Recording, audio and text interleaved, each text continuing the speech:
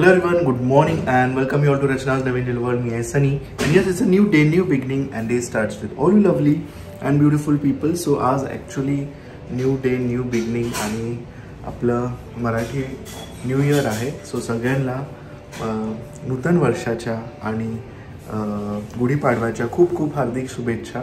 हे वर्ष तुम्हाला सुखात, आनंदात, समृद्धीने, भरभराटीने व सुखाने जाऊ दे हीच आमची सगळ्यांची प्रार्थना आहे. So yes, wishing you all a very happy Gudi Padwa. सकाळचे 7:30 आणि सगळी काय तयारी चालू आहे. रचनाने सकाळी उठून लवकर जेवण पण रेडी केलं आहे. आईची पण ऑलमोस्ट पूजा होत आली आहे.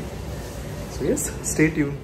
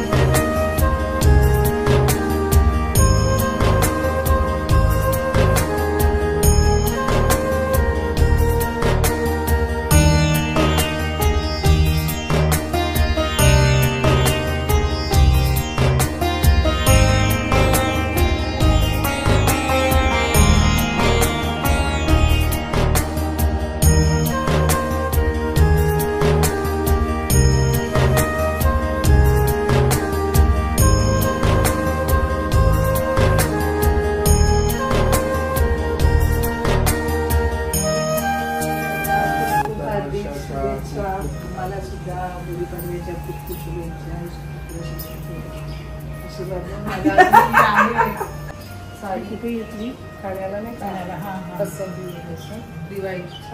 मस्त सुखाने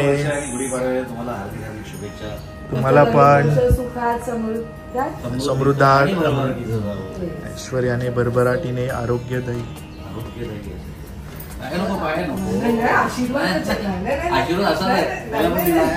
आशीर्वाद आहे.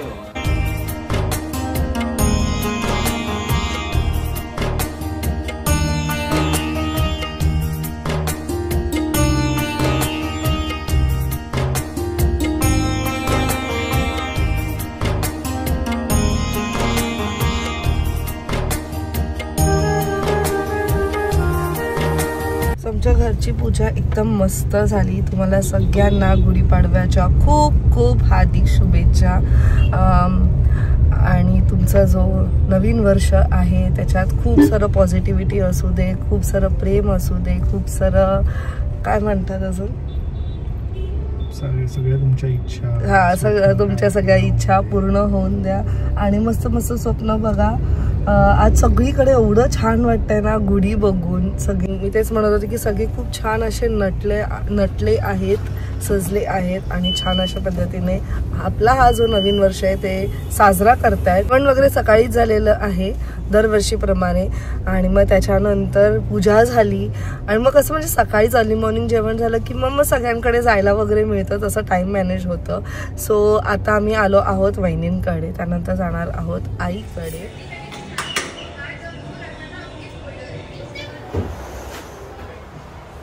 गुढीपाडव्याच्या नूतन वर्षाच्या खूप खूप शुभेच्छा.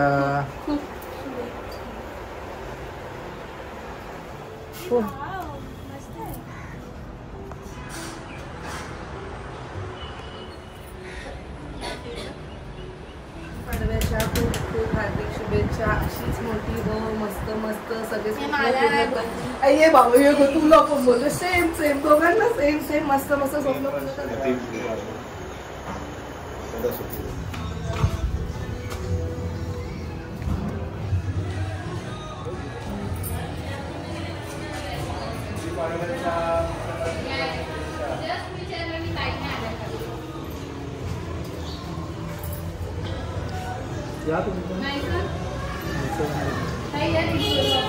मला विचारा.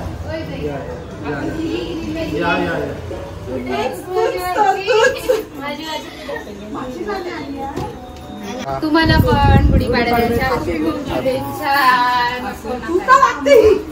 मोठा हो मस्त बोलाय त्याला बाबा. ती म्हणते मी रोज रोज सगळ्यांना नाही भेटला.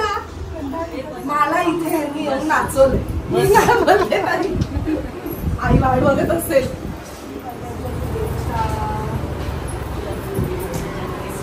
शुभेच्छा.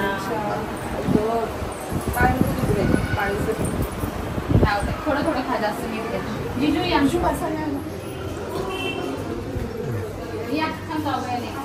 एवढ्या सजल्यात. असू द्या. गुढीपाडव्याच्या खूप खूप हार्दिक शुभेच्छा.